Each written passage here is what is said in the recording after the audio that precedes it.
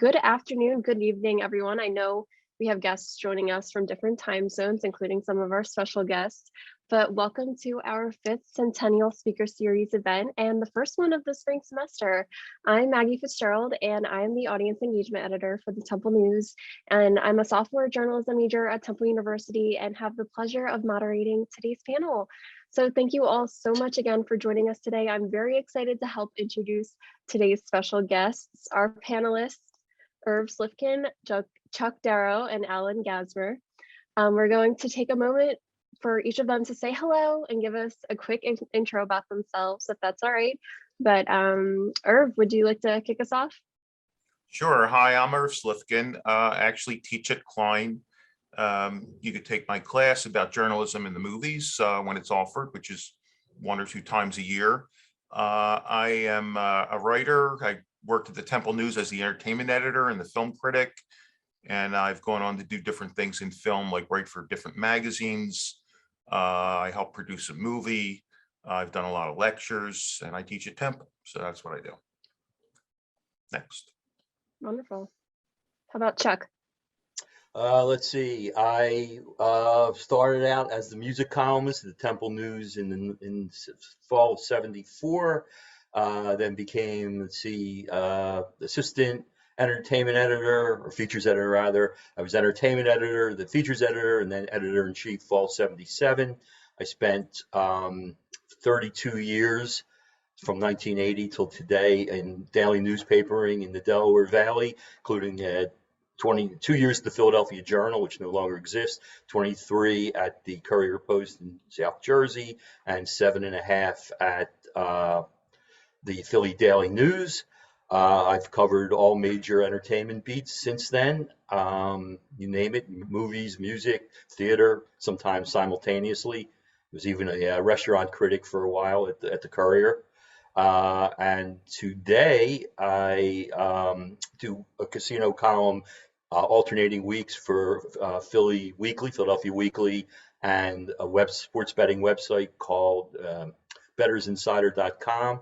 And I play in a couple of rock bands and do some comedy writing on the side for my dear friend Joe Piscopo when required. And that's what I do. Wonderful. All right, last but not least, Alan. I came to Temple after 2 years at Penn State, Delaware County, where I was involved with the newspaper doing record reviews and concert reviews and things like that, and transferred to Temple. And I walked into the Temple News in August of 1978 and became an entertainment writer. I think I was editor one summer and did the same thing. And then I left Philadelphia in 1980 after graduating, because Temple Law School did not seem fit to let me in. And I went to the West Coast where they did. And I went to law school, graduated, and joined the William Morris Agency in the famous mailroom, and worked my way up from the mailroom to the television department. And then from the television department, representing writers and directors into motion pictures, where I put together and sold some famous and some infamous motion pictures that I'm sure many people have seen. And when we were acquired by Endeavor in 2009, I was ceremoniously shown the door with a 3-year severance package, where I went out on my own. Took a number of the writers that I represented. Most knowing about is that most people will know about is Nicholas Meyer from Time After Time and 7% Solution and Wrath of Khan, etc. And I converted that into became a producer and put together a show called The Vikings. That Vikings, which has been running for 7 years. We're just going to drop 2 more seasons next Friday night on Netflix, the sequel, and The Mosquito Coast, which is in season 2, shooting in Mexico. And we're shooting A Spy Among Friends in London with Damian Lewis, and a number of other things, Fahrenheit 451, etc. So I went from representing and selling and putting to putting things together and then making them. And shockingly, I'm in the middle of my day, because it's been good. We're in the middle of a negotiation on a hot one, as they say. It's a hot one, and a straight to series situation, which has just occurred, which is always interesting. And and that's where I'm from, what I do. Well, that's wonderful. Very exciting. But thank you all so much for being here, taking time out of your day. But we are so excited to hear from you guys today about your work experience and your different viewpoints on working in the entertainment industry. So in terms of the workflow for this panel, we will have some prepared questions for the panelists that we'll cover for the first 40 minutes or so. But then the remaining time, we will give time to the audience to ask any questions of their choosing. Feel free to drop some of your questions in the chat as we go through the panel for us to revisit in a little bit, if that makes things easier for everybody. But let's jump right into our first question. So this is for everybody. So when did you realize that you wanted to go into entertainment? And was there a defining moment or an influence in your life that shaped your passions?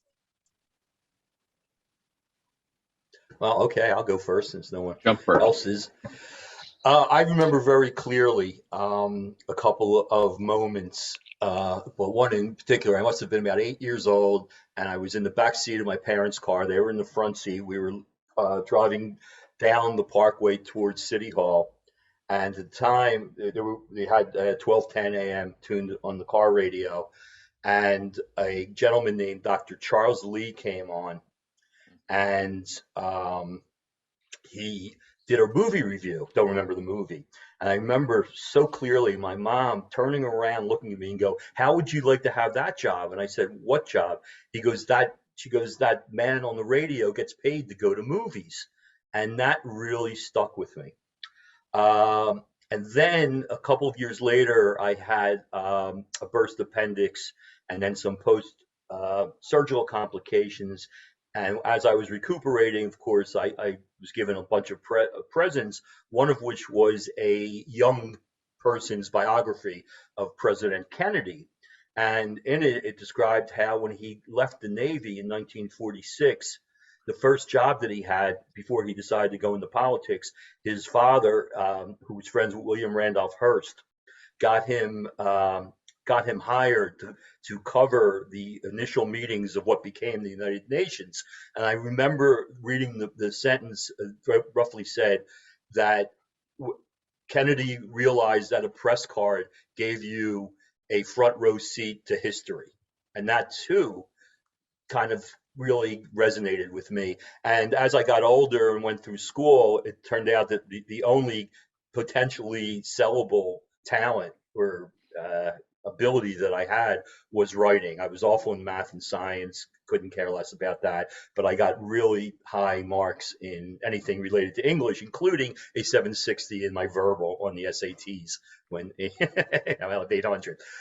So I kind of just, and then in the late 60s, early 70s, I became a huge music fan. There were three newspapers, Boulder Daily News and Inquirer, all had they hired their first full-time rock critics. And I started to read them religiously. And I thought to myself, let me see if I got this straight. These guys get free concert tickets, they get free albums, they get to hang out with rock stars, and they get paid to do all that. Yeah, that could work for me. And that was pretty much it. Awesome. How about Alan? Well, I mean, the earliest recollection I can have is I was an avid television watcher. And in those days, as most people of my age remember, there were 3 channels, and there was the public television that was on half a day. And then the UHF channels came in after that.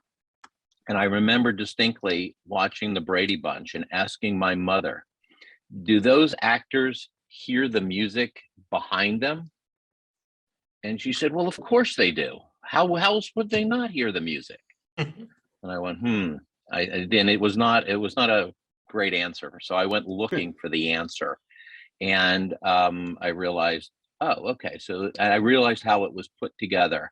And my father owned a pharmacy at 48th and Spruce, if any of you are from West Philadelphia. And he sold film. So he was an avid film maker with himself, just family, home movies. And so one day he gave me the camera and said, "It's your turn. You go ahead and do it." And so, because he used to get them developed for free or whatever, and I used to just shoot home movies. And eventually I got a moviola and the editing thing and all the pieces that went with it. And then when I got older and I could start reading like the Bulletin and the Inquirer, where they did reviews and puff pieces, I remember distinctly reading an article about a director, and in it they said that he made $2,000 a week. And in the early 70s, $2,000 a week, I'm like, wow, that's the business I want to be in. And so it was trying to figure out, going from A to B, how do you get to that point? And in Philadelphia, I mean, it was a rock and roll town. And I realized, like Chuck realized, that you if you had a platform, meaning a press, or you had access to a press, the record companies, the movie companies would try and get you to listen to their music, interview their stars, watch their films. And that was sort of the way to our hearts. Was, we were fans first, and then we became journalists, I guess, in college, and we realized the trick. And that allowed us to interface with these conglomerates, which they became conglomerates in the 70s. And that's when I went, haha. And I was also working at the time. I had worked for a record distributor when I was 15. And so I learned how the records went from wholesale to retail very quickly. And I also worked at 1210 WCAU radio. When I was 17, I used to produce call-in talk shows while I was going to Temple.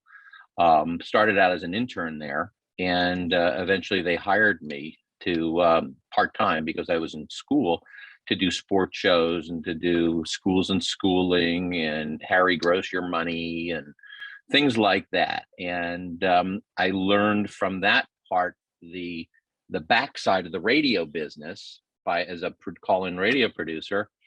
And I just walked down the hall and it was Channel 10. And I got friendly with Larry Kane and Al Meltzer and all those guys that were on Channel 10. And I started asking, how much do you people make around here? How much money do you make? And I said, and I will never forget, I was talking to a producer and I said, like the guy over there that produces the news, what does he get? He goes, oh, well, I said, he's like, what, 30 years old? And I was like 17. And she said, yeah. She goes, oh, he makes about $30,000. And I went, that's it? And I said, aha, I'm getting out of here.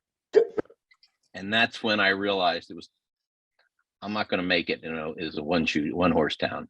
So that was sort of the light bulb that sort of moved me to Los Angeles, was in search of being on the other side of the product, so to speak.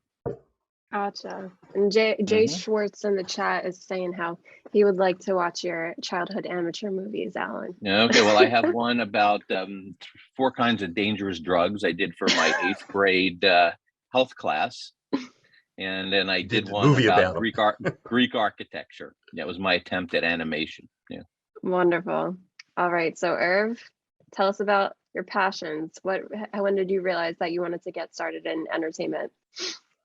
I think I was pretty young. When I was a kid, I used to put on puppet shows and build stages and made my own puppets. So I knew I wanted something to do with it, had something to do with it at some point. And then I think what really had an impact on me is when I was young, my father would enter all these contests.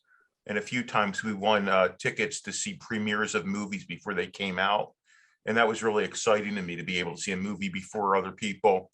And I remember there was one movie that we won tickets for called Follow Me Boys with Fred McMurray. It was a Disney movie.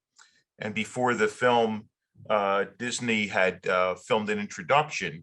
And it was almost like I was seeing Walt Disney, who was one of my childhood heroes, like in the theater, although it was projected.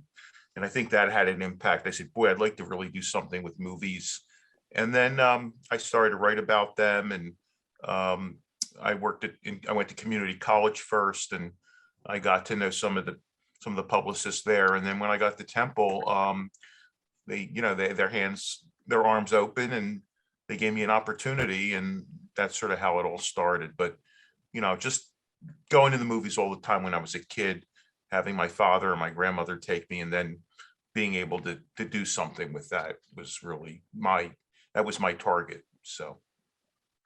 That's wonderful. It's awesome to hear each of you guys' just origin of your aspirations. But moving on to the second question, have each of you noticed any trends in the entertainment beat over the past 5 to 10 years? It's a broad question. I don't know if there's trends. I think to me, the most radical change from when I started, certainly, and my heyday, if you will, is just the exponential growth in outlets, obviously because of digital media. And it's kind of a whole different hierarchy now, that someone who has, print is pretty much irrelevant at this point.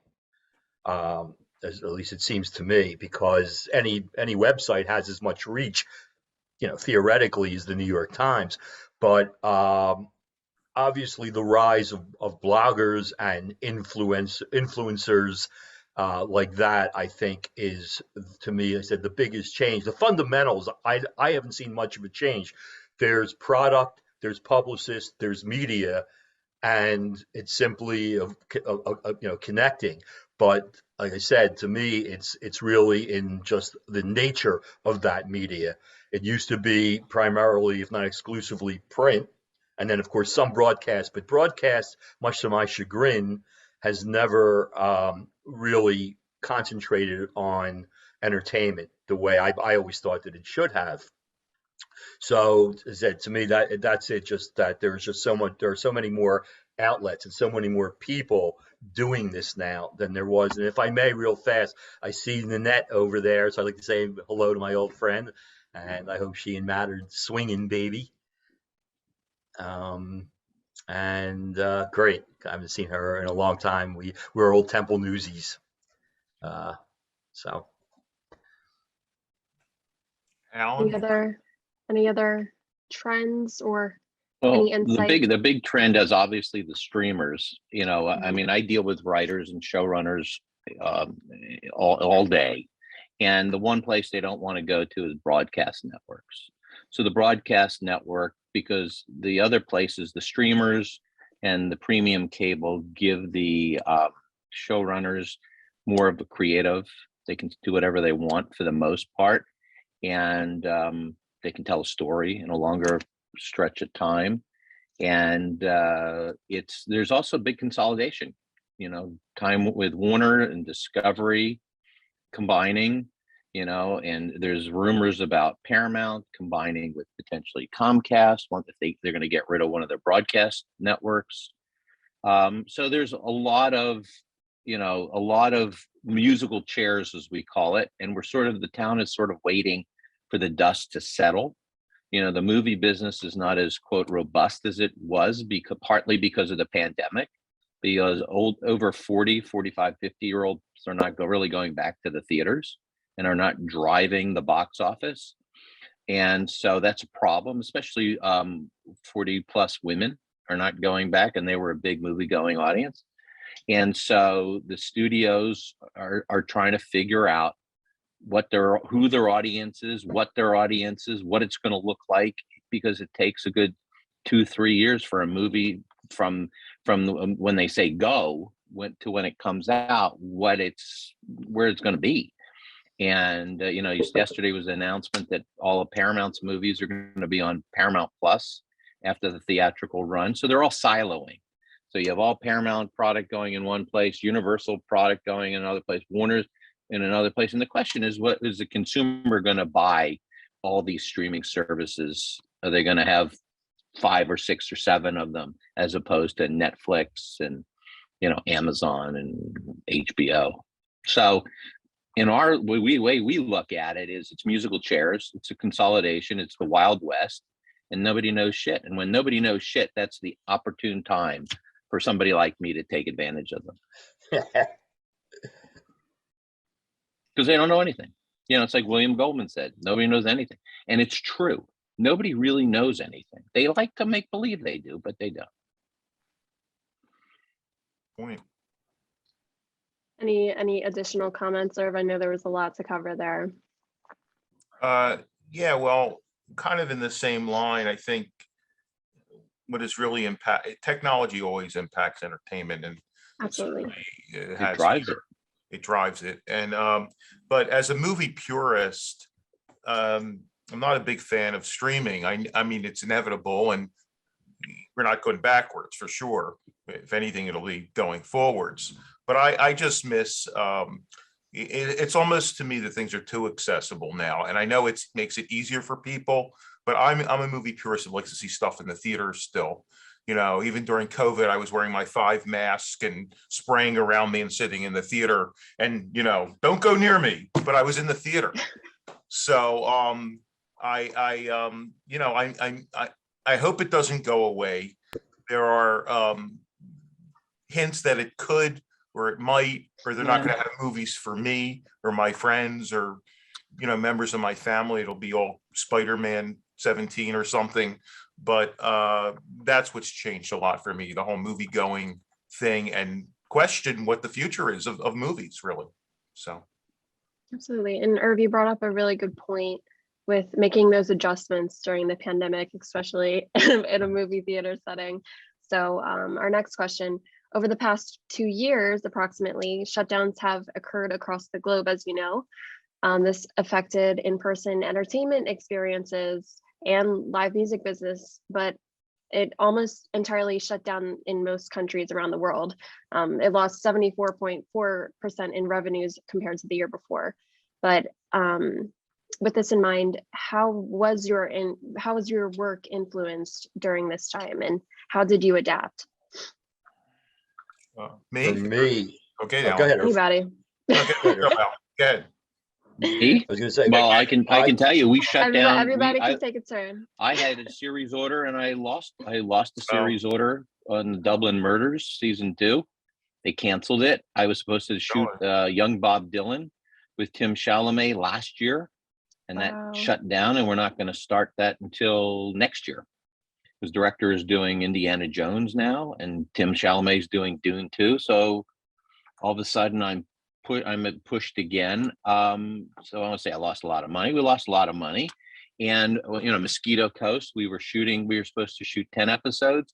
COVID shut us down. We ended up doing 7. So it's, you know, and the protocol, there were no protocols, and it was sort of like, what else could happen? And then all the, you know, the offices were closed. You know, ours is open, and my partners are there, but I'm home. But, you know, that's sort of the big thing, is people could do things by remote. I was talking to a producer who told me he was producing a movie. They were shooting it in Canada, and he was home watching it on his computer as they were shooting it. So you don't really have to go to the set anymore, which is good and bad, because part of the experience, the communal experience of the set, is being there. So, you know, that's sort of what's happened. But and now there are COVID protocols and bubbles and all that sort of thing. But meanwhile, we almost had a shutdown last week in Mexico for Mosquito 2, because one of our lead characters ended up with it. So the good news is it's not like a complete shutdown. They've worked their way around it, but it's still there. It's still there. I mean, the big thing is, can Netflix keep up the pace of spending all this money, you know, because they're not affiliated with anybody, and they're a one-trick pony. So it's interesting. It's impacted me because now I can't watch all the projects that Alan had canceled. Yeah. Yeah. Go ahead, Chuck. It shut me down because I said my primary work the past few years has been covering casinos in Philly and Atlantic City. And of course, in 2020, there was an actual shutdown. So there was really nothing to write about.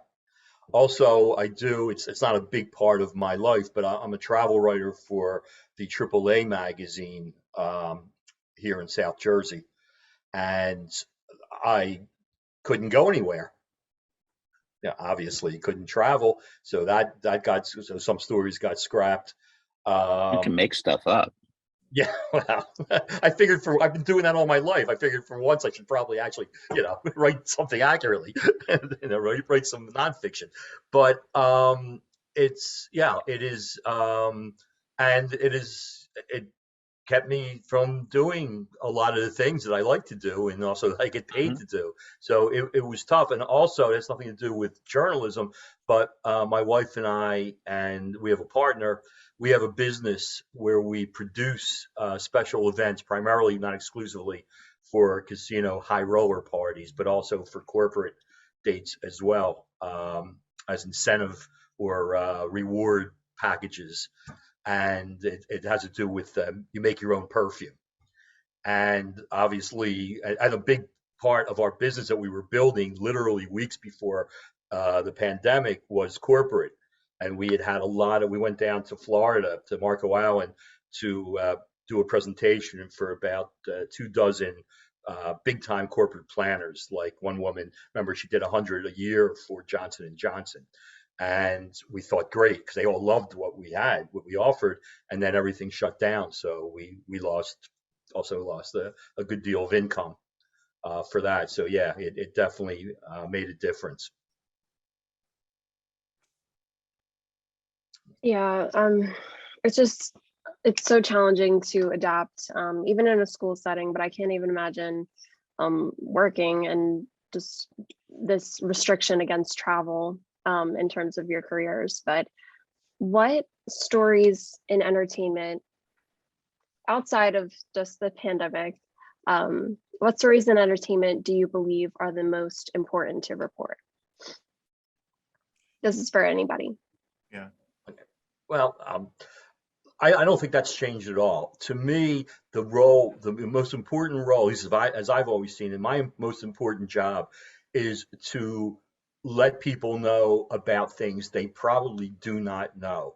And yes, it was fun to cover Live Aid, and it was fun to be able to go see Bruce Springsteen concerts or Rolling Stones. But to me, I felt I was being much more valuable to go see U2 and Prince when they played the old Bijou Cafe, which was like a 250 seat nightclub at right off of Broad Street on Lombard, just west of Broad. So because I always saw myself as the eyes and the ears of the readers, and you need to let people know not what happened or what is happening, but what is going to happen. So I've always sort of prided myself on that. And sometimes I've made predictions of stardom for acts that absolutely did not achieve stardom. So nobody bats 1,000. But for instance, going back to 1979, I predicted in print that there was a young man who was 25 at the time. Yeah, so he would have been a 25-year-old stand-up comic out of New York City.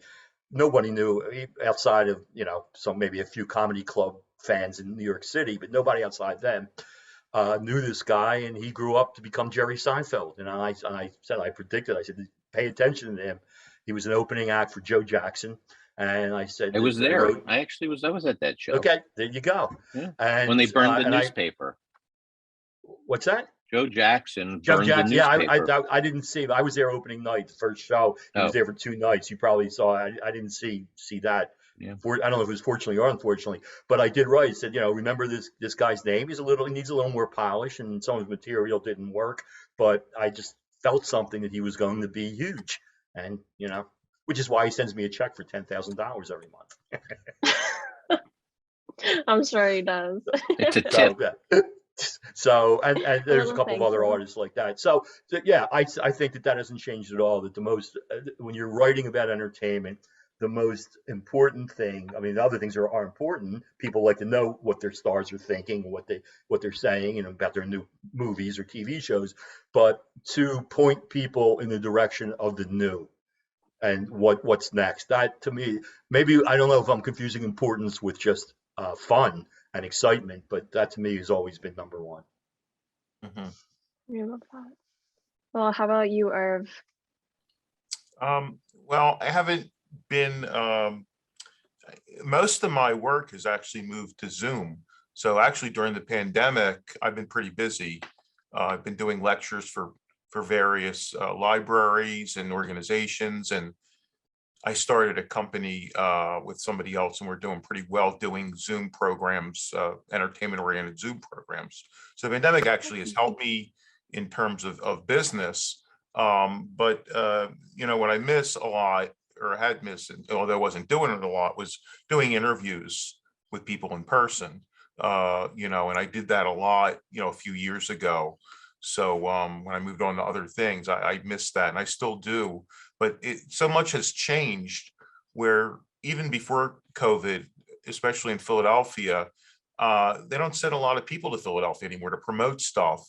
And they used to have these things called junkets where you were able to go to New York or Los Angeles and talk to the people involved in making movies and the directors. And that stuff is gone, so over the course of a few years, things have changed pretty radically. And now all these people who I knew were film critics, they're no more film critics. I mean, other than the LA Times and the New York Times and maybe 10 other papers in the country, there's no more film critics. And that's something that just, I fell asleep one day and I woke up and they were gone.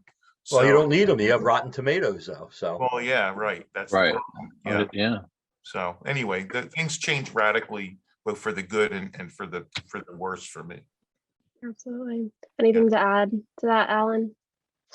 No, I mean, it's a work in progress. I mean, this whole business, from the music to the movies to the TV, is sort of a work in progress, and they're sort of making it up as they go along.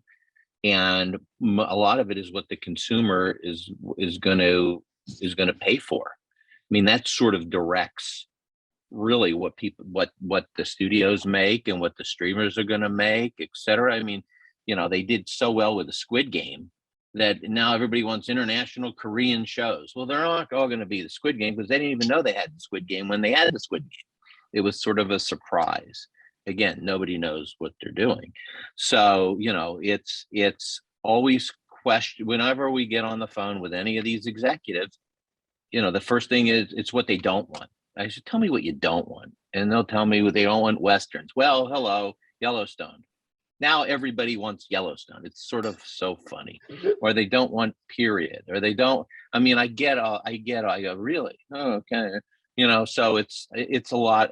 They don't know what they're talking about half the time. And it's like, what we used to call them, the people that run the studios and run these businesses, is temporary people making permanent decisions. That's when I'd say, I'll catch you on your next job. Because that's what would happen. You would wake up and they're gone, they're moved to somebody else. Look, the person that runs programming for Netflix is from CBS. The person that runs programming at Amazon is from NBC. What do you think you're going to get? Alan, it sounds like it's a case where people are waiting for lightning to strike twice, but it rarely does. Rarely does. Yeah. Yes. And what they do, because it's very lemming-like and herd-like. If one writer puts on a hit show, they think, oh, he must have many more in him. Yeah. So they go rush and make multi-million-dollar deals with that writer, who then craps out for the next 5 years because he only had one show in him. Yeah. So, I've watched it for years, over and over and over. Or I'll say, really, I can't believe these people. It always sort of surprises me, but it shouldn't surprise me because that's sort of how it works. And then until somebody else comes in and then throws everything out and starts over again. So it's sort of like, meet the new boss, same as the old boss. That's what we used to say. Yeah. I gotcha. Well, we're gonna move into some personal questions. First up, I know. First up, let me call my wife. Turn to Irv. Maybe you should call your lawyer. She is my lawyer. Not She's my divorce lawyer. Not that personal questions. Oh my goodness. But all right, so let's start with Irv. So can you tell us about your transition from writing for newspapers and magazines, the LA Times, Chicago Tribune, Entertainment Weekly, to now then film writing and producing? So the difference, the transition.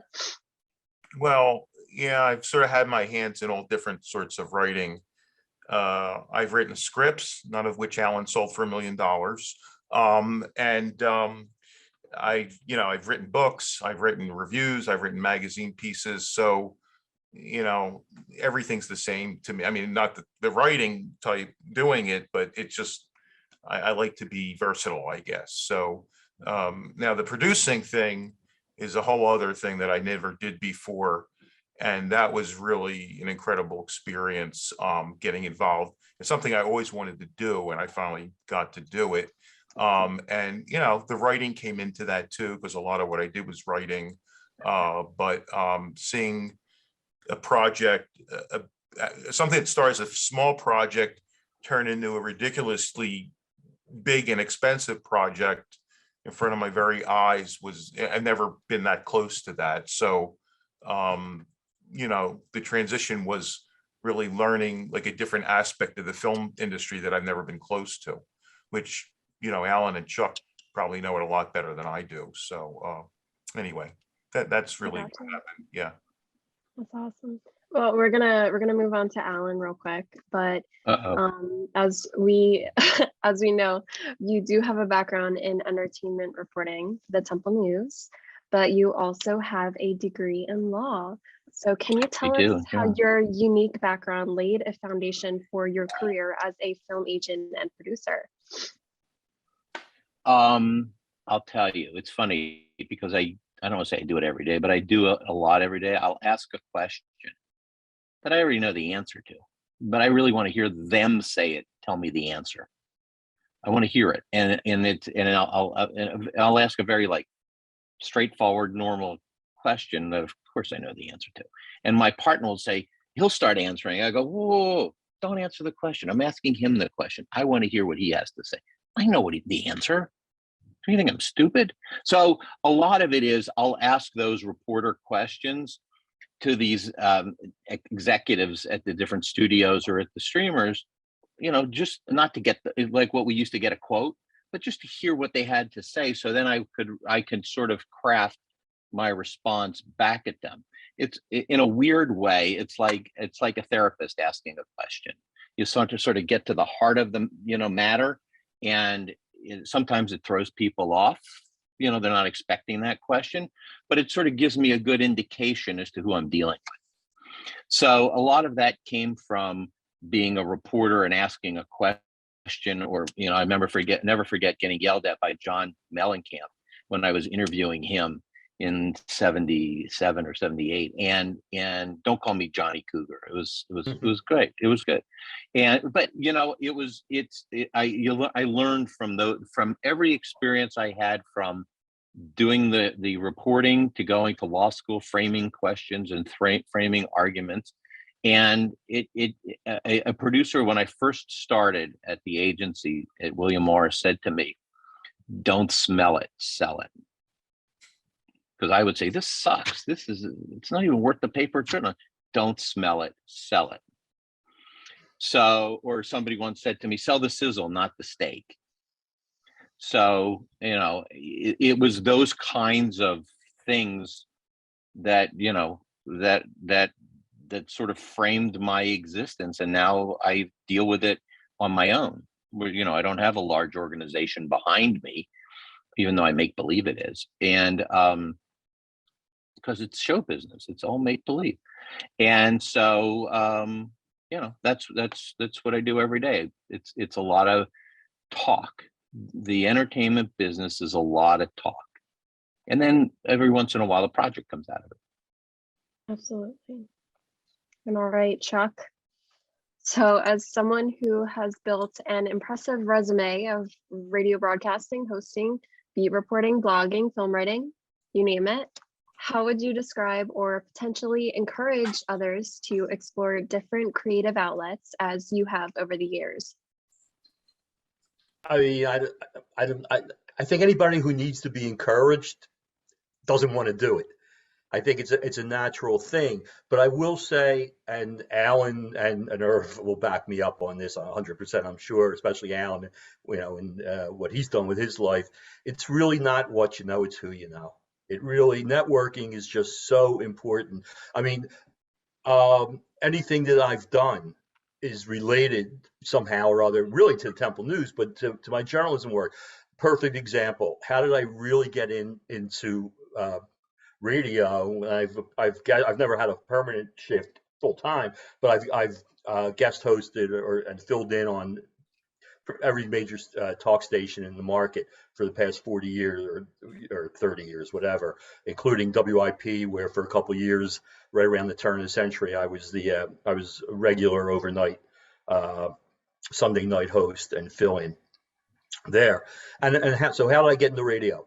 I back in like 97 or 98, I guess it was, WWDB, which at the time, FM at the time, 96.5, was the talk station in Philadelphia. As a matter of fact, I think that was their slogan, the talk station.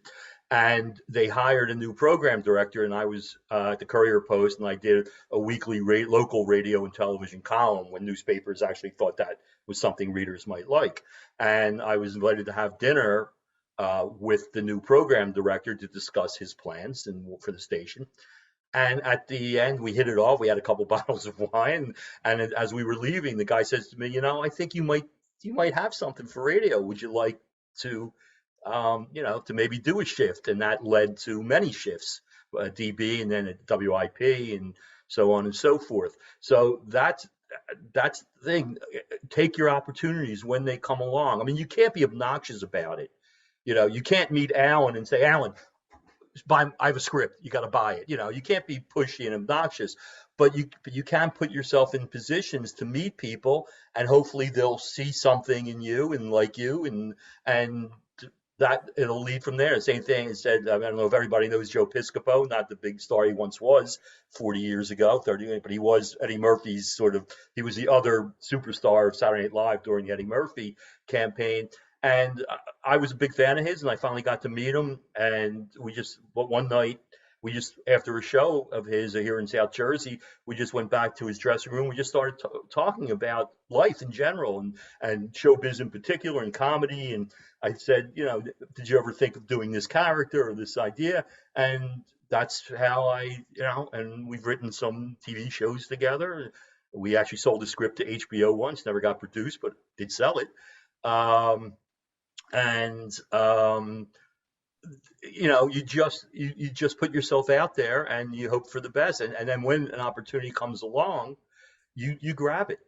Like I said, but if someone has to be encouraged to do it, then they're probably in the wrong business. I mean, that's just the way I see it. Right. You need to be a self-starter. You're right. Yeah. Absolutely. Well, I know we covered a lot of different aspects of the industry, but is there any other extra advice that you have for young journalists like myself, like other students here at Temple, who aspire to work in the entertainment industry? Well, when you say you aspire to work, you mean to covering it or being in it, being part of it? Yeah, I mean both. I mean, there's different positions, obviously. There's print, there's broadcast as well. So take it from your own positions in your career.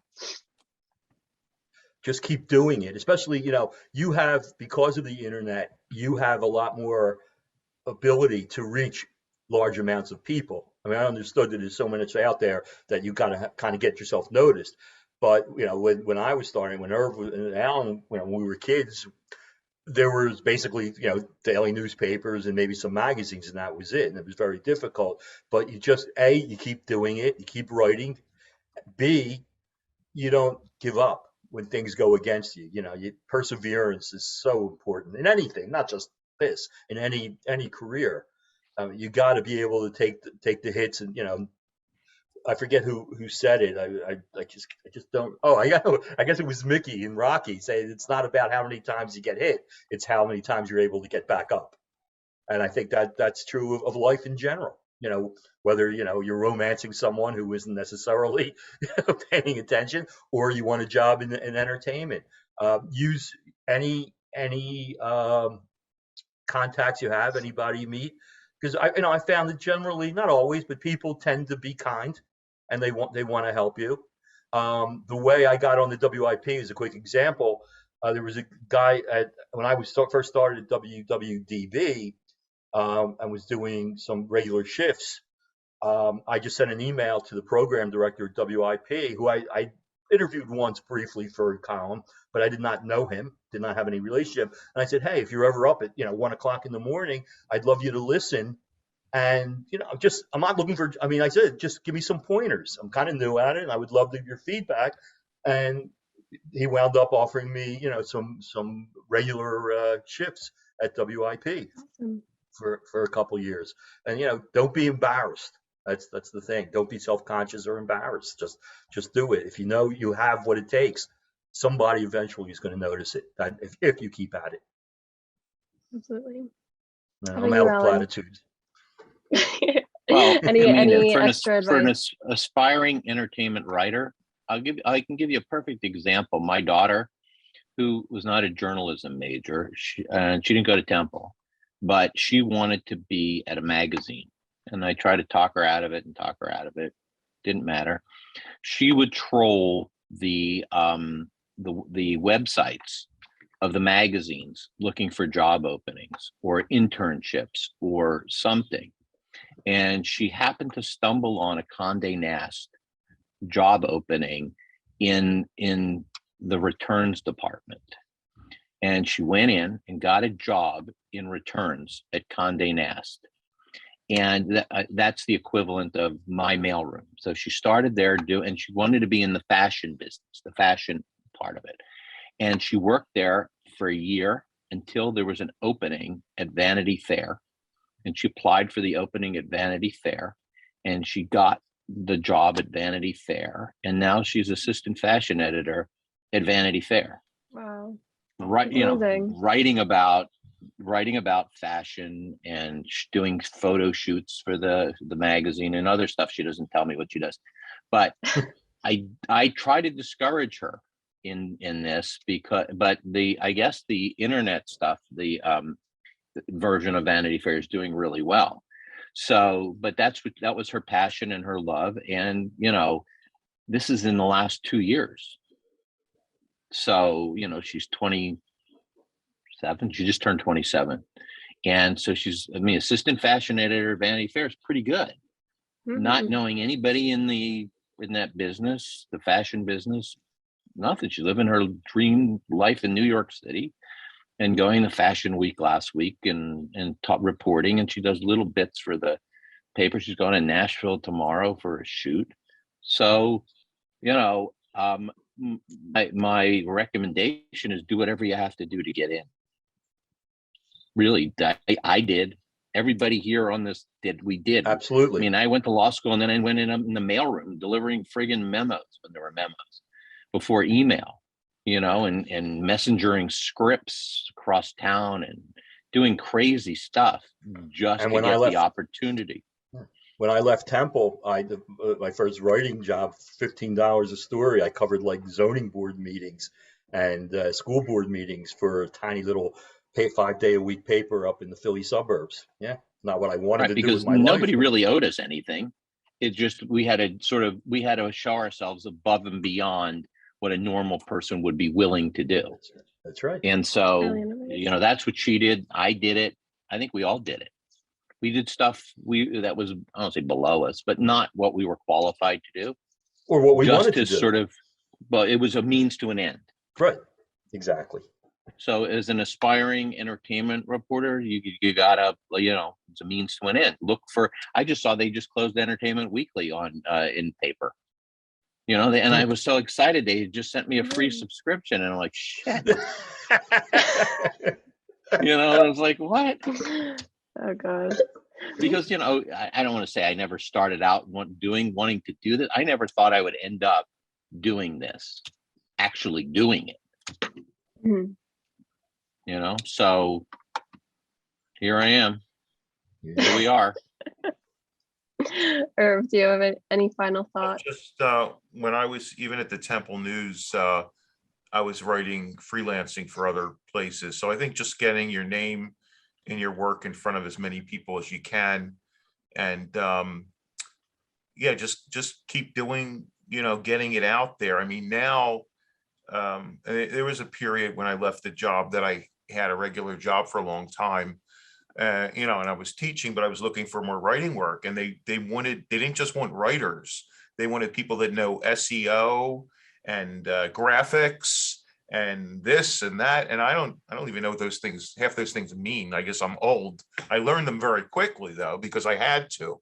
But I guess make yourself as versatile as you can too these days. I think certainly that would help. It used to be, I want to be a writer, I want to be a film critic, I want to be a rock critic, I want to, but now you have to know all this other stuff because the person next to you will know it. So I think versatility is more important than ever now. So right, well, you know what happened out here? All the movie agents had to pivot and become TV agents because the volume of movies has gone way down. Yeah, but the volume of TV has gone way up. So they would have no job. Yeah. Well, you must be pretty. Things have done okay for you, Alan, because you had your hands in both things, big and yeah.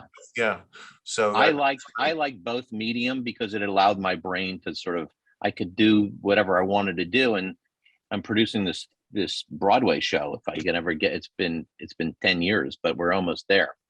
Oh wow! And so yeah, because I was involved with Jersey Boys, so I lived through the origin of Jersey Boys, the Broadway show. I went, I can do that too. After I saw how it all worked, and you learn from people's mistakes. That's what I learned. Yeah. I'm going to try to do another documentary of my own now, because I learned from all the things that the executive producers, how they screwed up from the thing I worked on. So I'm going to learn from that, hopefully. Yeah, I did one documentary. Yeah, no, I know. The Elvis one. Yeah. Terrific. Yeah. So. Gotcha. Well, we are going to open it up to the floor, to our audience. Do we have any outstanding questions or anything that came to mind that we were curious to ask our lovely panelists today? Hey, you Maggie, can drop them in the chat.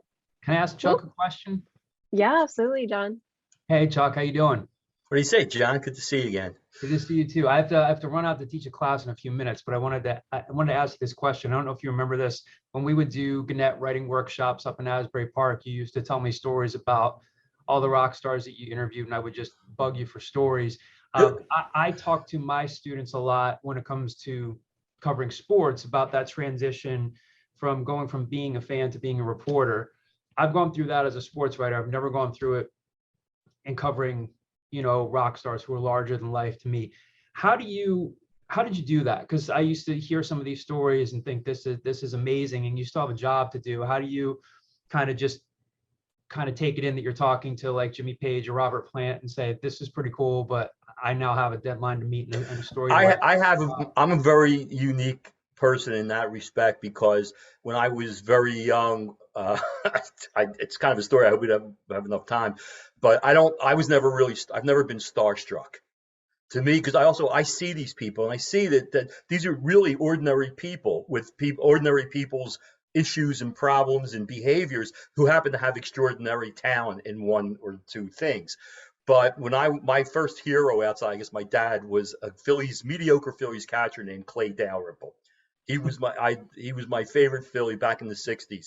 And one day my father's best friend owned what was the Philadelphia Athletic Club over on Broad Street, around Broad and Cow Hill. And one day he said, when I was about 8 years old, also 8 was an important time to me. He said, "Hey, we have Clay Dalrymple coming in like on a Saturday morning doing a little baseball clinic. You want to come?" Yeah, okay, of course. My God, Clay Dalrymple. And we get there, and before the seminar started, little session started with the rest of the kids, my father's best friend, who was co-owner with Jack Kelly, John B. Kelly, was one of the other partners, Grace Kelly's brother. And he said, "Hey, come on, let's go and say hello to Clay." Oh my God, it's going to be Clay Dalrymple. We walk into the locker room, we walk along the wall, we make a left turn down an aisle it was the old style with the gray metal lockers and just the band, standing, a foot in front of me, as naked as the day he was born. And he looked just like my old man, with hair in places I didn't know you could have hair, and so on. fake hanging off, and that sort of killed it for in terms of hero worship and like not I learned then that these are human beings. So only one time, Jethro Tull is like my favorite band. The first time I got to meet Ian Anderson, he of the flute. I don't remember what I said, but it was basically equivalent to "You're my biggest fan," that sort of thing. But by and large, it's, hey, you know what? They're meeting me. They should be just as impressed, right? Absolutely. So that's one way to look at it. Yeah, seriously. I mean, because I just know that these are just when you get down to it, they're just like anyone else, just much more famous and a lot richer. Thanks, Chuck. Awesome. Thanks for the question, John. All right. Any other guests or audience members who would like to drop a question either in the chat? You can shout it out too. I know we're nearing the end of our panel here. We've said all there is to say. Yeah. Well, I was just going to ask each of you if you want to just say it quickly. Is there a certain project or in your experience in your career that you're specifically proud of, that's very memorable to you? Maybe anybody can take this one. Fine. Okay, guys. The thing I'm probably most proud of, and there's a lot, I can go on for a little bit here, but probably professionally, I was one of really the three or four people in the entire nation that I know of who created the casino beat as a legitimate full-time, not daily, weekly, and sometimes 3-4 times a week as a beat. Before I did it at the Courier Post, there were a couple guys in Vegas and one guy in Atlantic City, and that was it, because that's where the casinos were.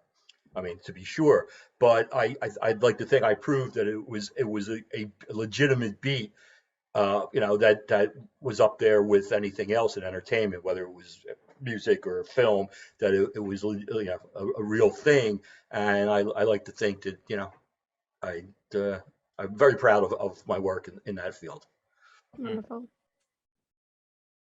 Al? Irv?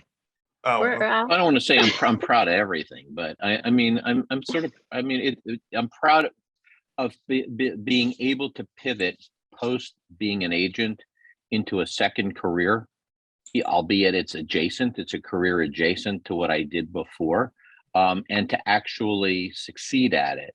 Whereas a lot of my associates that are in a similar situation as me or were as me have not been able to get to this point where I have a successful, thriving company and things shooting and all that stuff. So I like to say my post William Morris life, which is now going on 12 years, has been one of challenge, and has been one of sort of thinking very quickly and pivoting and moving, and in a weird way reading the marketplace before the marketplace. And that's partly where the Vikings came from. It was an Irish-Canadian co-production. As I said, I'm the only American in the whole show, and that begot Fahrenheit 451 and the Searcher thing, the documentary that I was brought into, but I knew immediately how to sort of put it together. We're doing this Bob Dylan movie. When I saw Tim Chalamet standing there, I went, oh my gosh, he could be young Bob Dylan. And then I went over to him and I said to his agent who's standing there with him, "Do you have any interest in playing young Bob Dylan?" And he said, "Yeah, do you have a script?" And I said, "Yeah, you want one?" And I literally sent it to him in the middle of, it was the British Academy event. And that's how I got Tim Chalamet, by just walking over to him. And the same thing happened with the direct. So we start shooting that next year. But it's, you just can't be afraid, and you kind of have to, no idea is stupid, because if you heard the stupid ideas I've heard, no idea is stupid. But I'm proud of all of it, I have to say. I really am, because I started with nothing. I left and I came here with nothing, and now I got something. So that's awesome. All right, Irv, wrap it up for us. Well, so much pressure now. Geez. Now, I guess I'm most proud of one of the books that I wrote called Philadelphia, Celebration of the City's Movies. If I look back on it, I would have never even done the book because it was just crazy. So I had written this article for Philadelphia Magazine, and this local publisher saw the article and contacted me and said, "You want to write a book about Philadelphia movies?"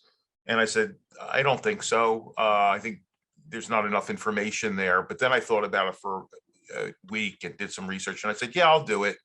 And they said, "Okay, well, the deadline is July."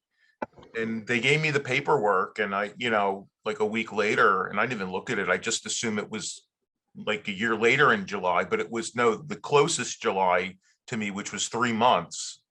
And I wrote this book in a couple months, and every time I tried to go further with it, something got in my way. So just getting that out, they had to have it a certain date for Christmas, and just getting that done. And the book came out pretty well, and people seem to like it. And what to me was great was that I thought maybe the film department in Philly, which is highly esteemed, would get behind the book and help promote it and whatever. And they really didn't want anything to do with it, I found. But then they kind of ignored me because I was off on my own doing this, and I asked them for help at the end, and they didn't help me. And then I guess the kicker is that people that went in their office saw the book on every desk in the film office. So I felt good about that. So that whole journey to me was something I'm proud of. So Awesome. Well, I know we are a few minutes over, but with that, we are going to close out today's panel. Thank you so much to Irv, Alan, and Chuck. Thank you so much, guys, for being here today. My and pleasure. giving us all Thanks. of your generous Thank you for insight inviting about us. your second. Yeah. Of course, it was a Flattered. pleasure to see you today, to speak with you, but for everyone to see more of our Centennial speaker series, make sure to check out thetemplenews.com and to see our previously recorded panels and seminars, including this one that will be uploaded in the near future. But a special thank you to Erin McGinn and Sarah Mirth, as well as Don Ramos, for helping us organize this. And it was a pleasure again to get to speak with you all today. But everybody, have a happy rest of your Thursday, Friday, weekend. Have a happy President's Day,